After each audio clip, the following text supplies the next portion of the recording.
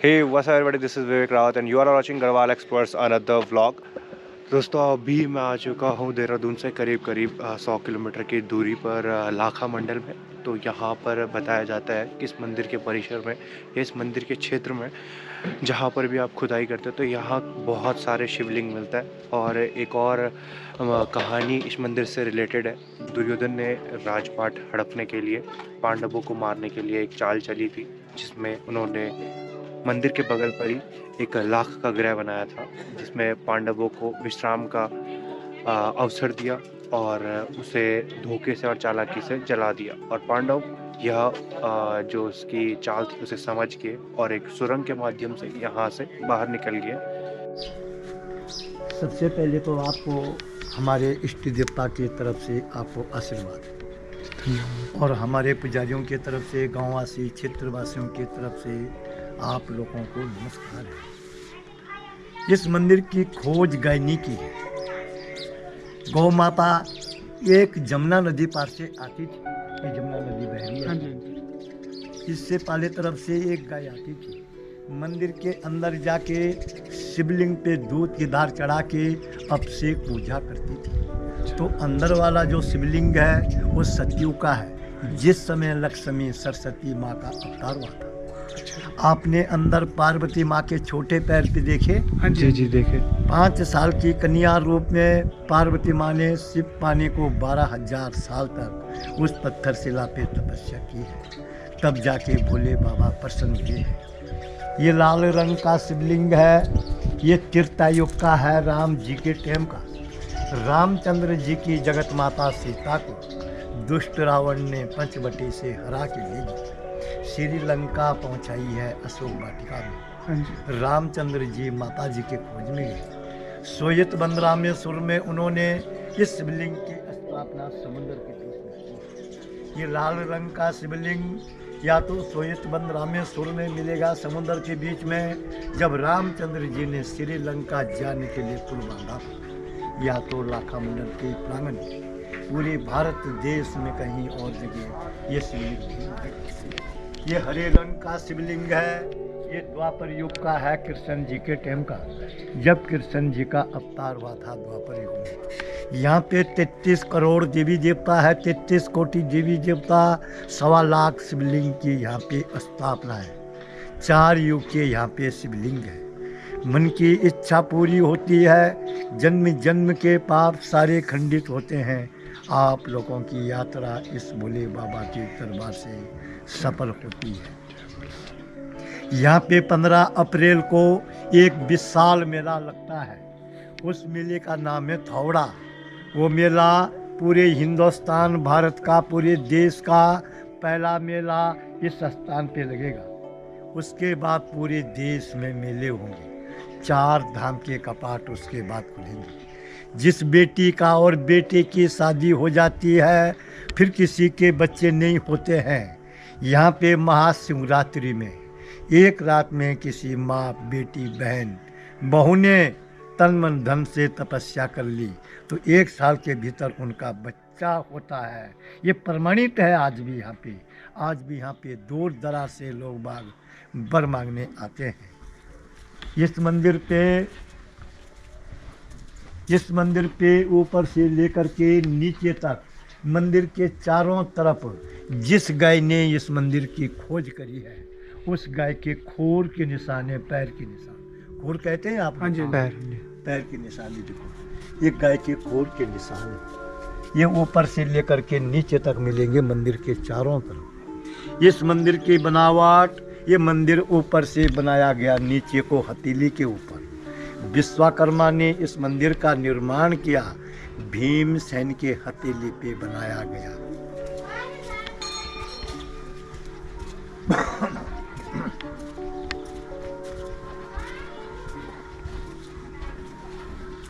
इसको पहचानते हैं आप लोग? ये क्या चीज है? इसको पहचानते हैं क्या है? ये महिषासुर राक्षस है। इसने भैंस का रूप धारण किया, भगवान को भक्षण करने जा रहा था। माता जी समझ गई, दुर्गा माँ मेरे पति को भक्षण करेगा। उसने उसकी टांग पकड़ ली, कमर पे गदा मारा, सिर पे पांव रखा, उसको दबोच दिया है। आप माता जी को नमन करो। जय महिषासुर मर्दनी माँ, जैसे आपने अपने पति के दुश्मन को दबाया है, वैसे हमारे दुश्मनों को भी दबा देना और अपना आशीर्वाद बना के रखना। आप लोग यहाँ से ऊपर करो, आगे बढ़ो।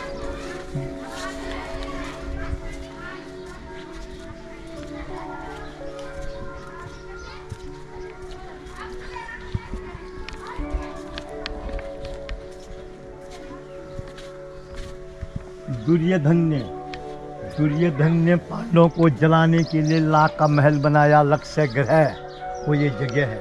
यहाँ पे चारों तरफ ये लाल ईंट है। इस ईंट के नीचे आज भी लाख है। यहाँ पे महल था। महल पे दुर्योधन ने आग लगा दी, महल जल गया। आप लोग आगे बढ़ो। यहाँ से अंडरग्राउंड सुरंग है। ये सुरंग किसने बनाई पांडवों को बचाने के लिए, कुछ पता है? बोलो जरा। आप तो हिमाचल के रहने वाले हैं बेटा, और आप जो है गढ़वाल के हैं। बोलो किसने बनाई? विदुर ने। विदुर ने यहाँ से सुरंग बनाई। विदुर तो इंजीनियर था। उनकी लेबर काम करने वाले कौन थे? बोलो जरा, पता है? चूहों ने यहाँ से सुरंग बनाई। सुरंग बनाई, विदुर ने नक्शा बनाया। आते समय आपको नीचे सड़क पे एक गुफा मिली है। हाँ जी। वो है पांडवों की दुंद गुफा, जिसको हम लोकल भाषा में दुंदी उडारी कहते हैं। पांडव को विदुर ने यहाँ से उस गुफा से बाहर निकाला। उसके अंदर जाएंगे आप लोग। गुफा के अंदर आप लोग सुरंग में चले जाना। सुरंग में जाके आपको आगे इतना छोटा शिवलिंग मिलेगा। ऊपर शेषनाग का आकार होगा। उसके ठीक सामने से जो सुरंग है वो आपके विराट राजा के यहाँ निकलती है, जहाँ पे पांडव लोगों ने नौकरी करी है। उसके बगल में दूसरी सुरंग है, वो आपके कुरुक्षेत्र में निकलती, हरियाणा में, पंजाब, जहाँ पे महाभारत की लड़ाई शुरू हुई है। उसके अंदर तीसरी सुरंग है, वो आपके केदारनाथ, बद्रीनाथ निकलती है, जहाँ से पांडव लोग स्वर्ग लेंगे। ये मूर्ति कौन सी है? राजा दक्ष ने यज्ञ किया था। उन्होंने तमाम दुनिया के लोगों को, सबको अपने यज्ञ में बुलाया और अपने बेटी जवाई को नहीं बुलाया। उनकी बेटी जवाई कौन थी? बोलो जरा। सती माता। धन्यवाद है बेटा। सती माँ ने बोला अपने पति के लिए, शंकर जी के लिए, पतिदेव मेरे मायके में, आपके ससुराल में यज्ञ हो रहा है, आप चलिए। भगवान ने उनको जवाब दिया, देवी हमारे लिए कोई चिट्ठी नहीं, कोई निमंत्रण नहीं, कोई बुलाव नहीं। हम लोग वहाँ जाएंगे, वहाँ पे हमारा अपमान होगा। सती माँ ने अपने पति की बात नहीं मानी। उनकी आपस में लड़ाई झगड़ा हो गया। आज पति और पत्नी का आपस में लड़ाई झगड़ा होता है तो ये परंपरा से चल के आया है। सतयुग में इनका रूप है वीर और भद्र। सतयुग में, त्रेता युग में इनका रूप है जय और विजय। द्वापर में इनका रूप है द्वार और पाल। अब ये कलयुग है। कलयुग में ये शंकर जी हैं, भोले बाबा। इनका हीरे मोती का मुकुट है, ध्यान से देखो। और ये राक्षस है, इसके खोपड़ी पे ऊपर मुंडी है, ये मसान का निशान है। ये शिवलिंग धर्मराज युधिष्ठिर महाराज ने इस शिवलिंग की स्थापना करी है। इस शिवलिंग का नाम है मडलेश्वर महादेव के नाम से। इसके चारों तरफ 4 मठ हैं। इनके ऊपर शिवलिंग थी, वो स्टोर में रख दी। ये 5 भाई पांडव हैं, भीम, अर्जुन, सहदेव, नकुल, और बीच में स्वयं धर्मराज युधिष्ठिर महाराज विराजमान है।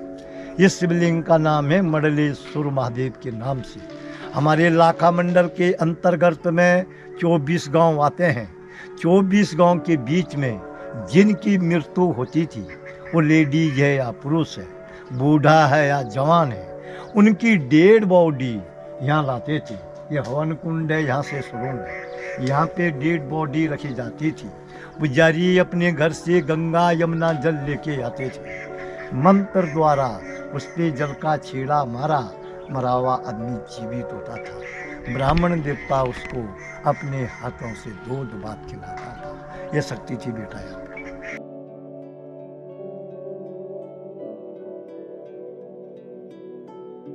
तो अभी हम मंदिर के दूसरी तरफ जा रहे हैं। तो यहाँ पर एक शिवलिंग है जिसमें अगर पानी डालो तो अपना चेहरा दिखता है। तो अभी हम वहीं जा रहे हैं देखने के लिए कि किस प्रकार से वो शिवलिंग है, तो देखते हैं।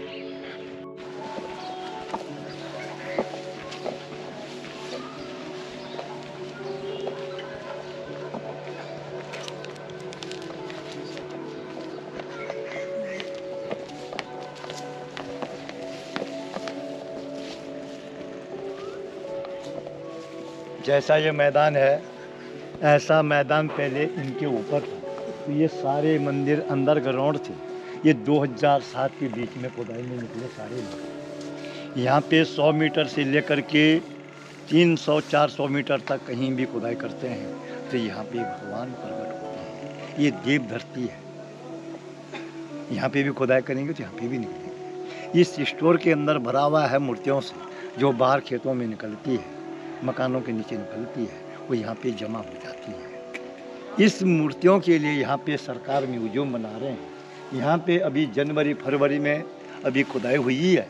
ये मंदिर अभी निकले बेटा है, इनको निकल के जो है 7-8 महीने हुए। जनवरी फरवरी से गिन लो आप, ये मंदिर अभी निकले। गुफा कहते हैं। और ये यहाँ पे पास सामने यहाँ पे चारों तरफ इस टॉप के ऊपर तो ये एक प्राचीन कुंड है। ये ऊपर टॉप में बिल्कुल जहाँ रास्ता बन रहा है ना? हाँ, वहाँ के लिए रास्ता बन रहा है।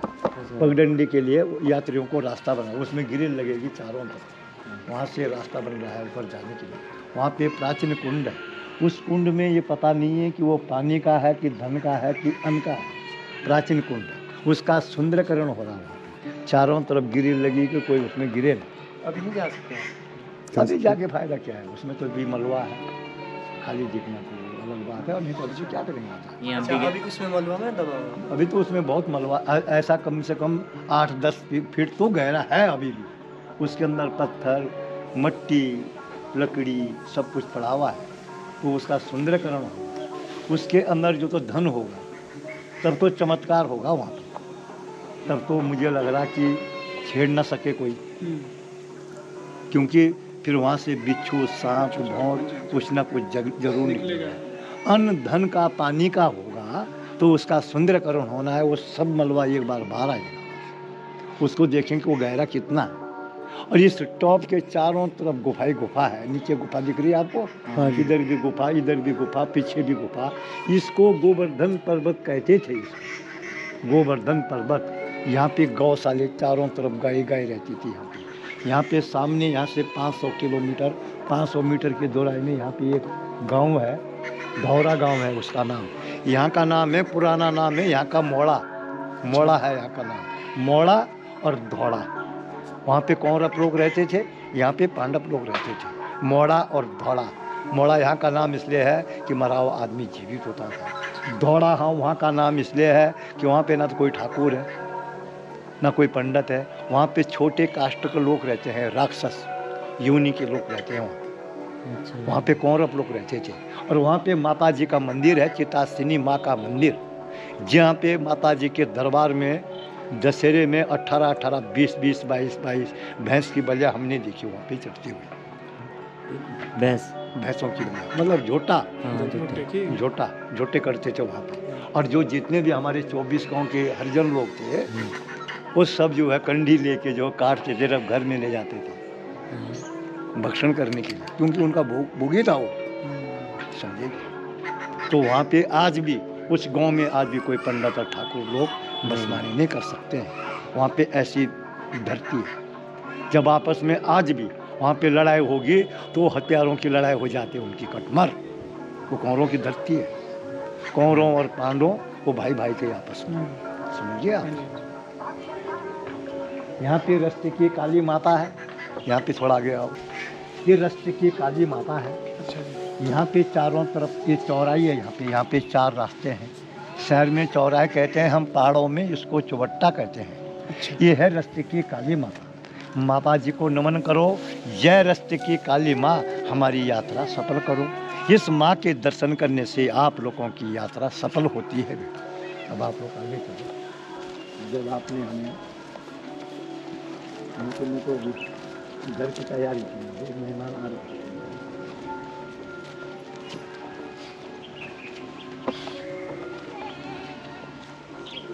इस मैदान के नीचे यहाँ पे सारे मंदिर है बेटा। इस इस मैदान के नीचे मंदिर है जी। यहाँ पे खुदाई होगी तो यहाँ पे मंदिर है। तो यहाँ पर खुदाई करनी है भी आप लोगों ने? ये सरकार करेंगे जी, हमको अच्छा। खोदने नहीं देते। प्रतिबंधित था लोकल्स के लिए। अच्छा अच्छा, ये मतलब खुद से कुछ नहीं खोद हाँ। सकते हैं। खुद से कुछ नहीं कर सकते। अब आप लोग इस माता के दरबार में आओ, इस माँ की कितनी बड़ी शक्ति है। और ये औजार जो है आज के औजार नहीं है बेटा, ये प्राचीन औजार है। इसमें लिखा हुआ है काली माता। काली माता, ये जो ये काली माँ है। जब देवताओं का राक्षसों का बड़ा घमासान लड़ाई हुई थी ना, देवताओं के राक्षसों का, हाँ जी। तो देवता लोग हार मान के चले गए, भागे, मैदान छोड़ दिया, पीठ दिखा दी। दुर्गा माँ ने अवतार लिया, उन्होंने हाथ में कटार लिया, एक हाथ में कटार लिया, एक हाथ में खप्पर लिया। उन्होंने राक्षसों का भी और देवताओं का भी संहार किया, संहार किया।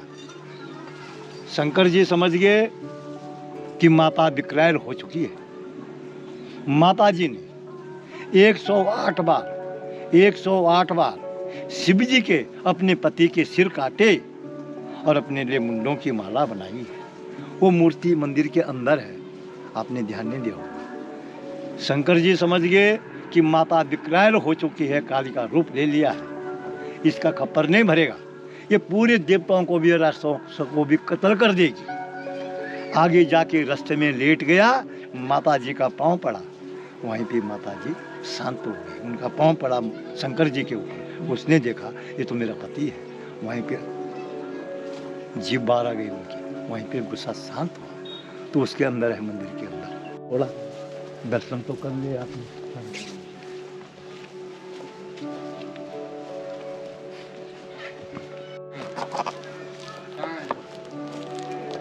भाई आप लोग यहाँ पे खड़े होना बेटा, आप भी आओ जी। देखो जरा आप लोगों को मैं एक चमत्कार दिखाता हूँ। अपने मोबाइल रेडी करो आप लोग।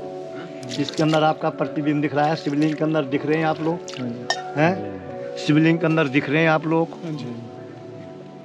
लो अपने हाथ से लो।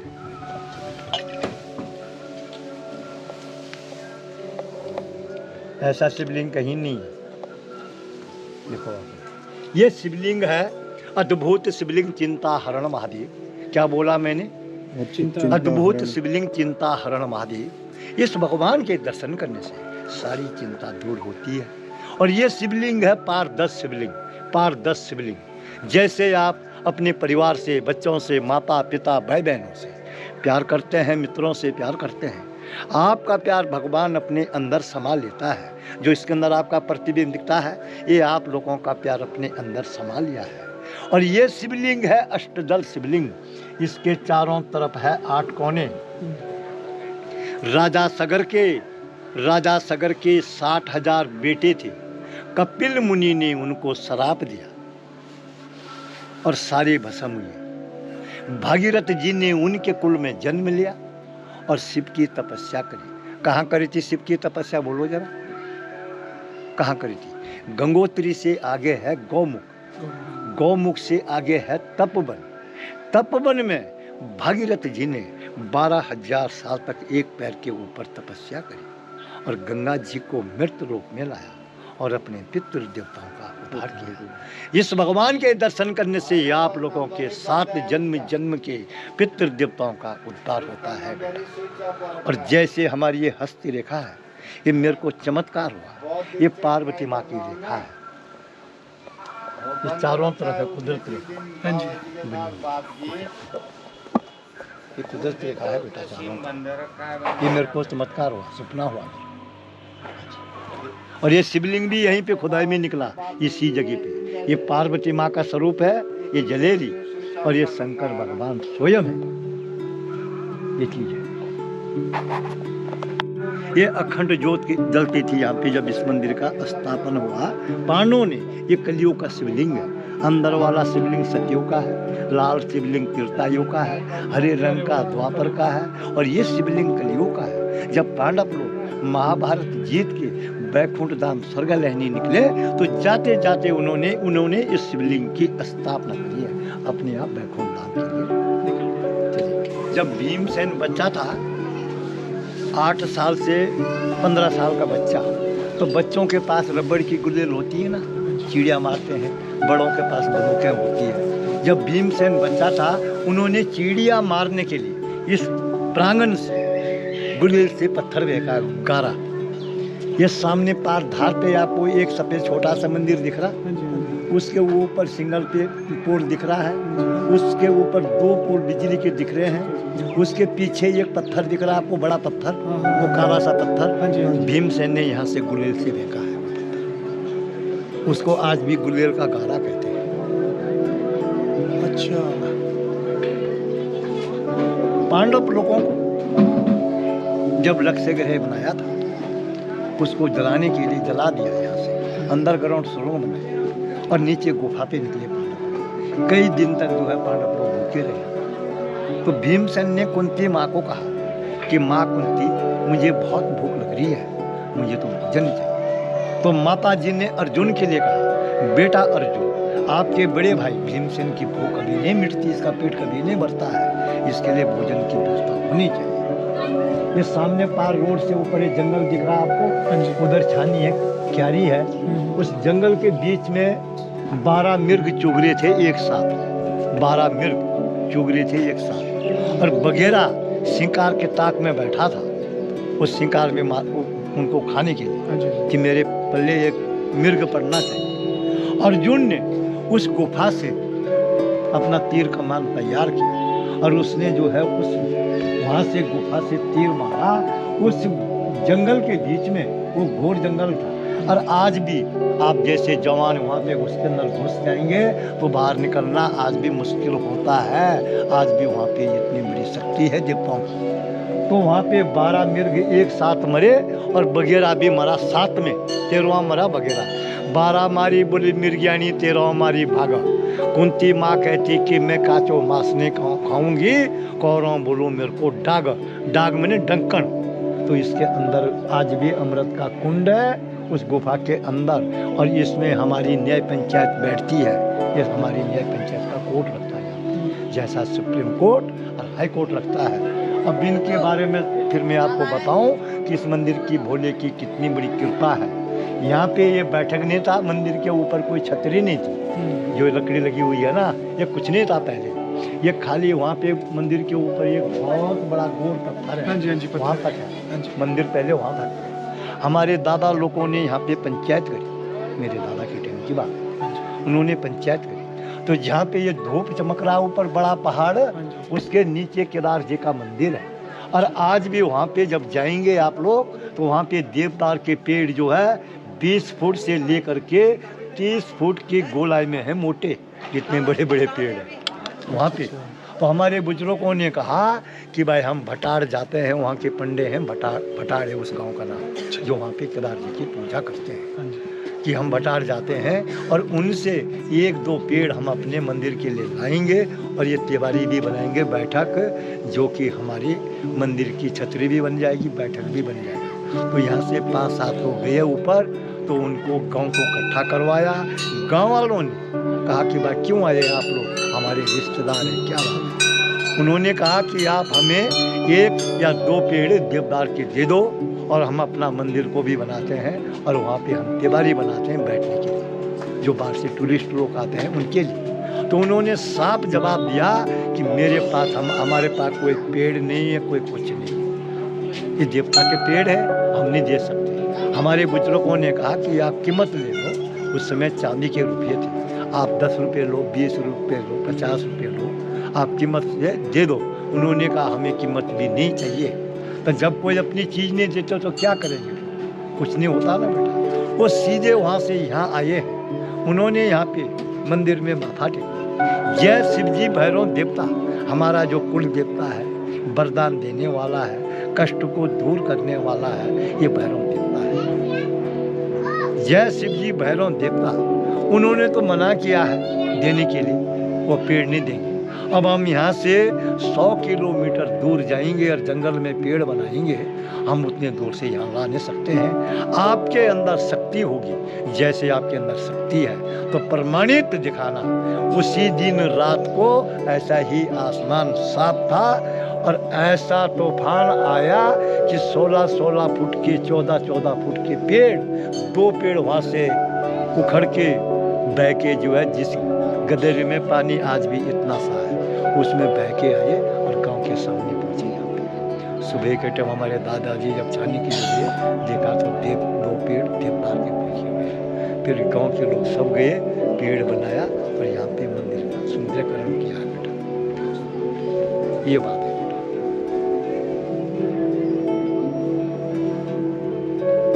ये जो मंदिर के टॉप पे लगाया हुआ है ना जी, हाँ। ये क्या चीज़ लगाई हुई है? ये जो बिजली ना पड़े, अच्छा, अर्थिंग। अर्थिंग, अच्छा, बिजली ना पड़े, मतलब हमारे पूरे इस क्षेत्र में बिजली पड़ना।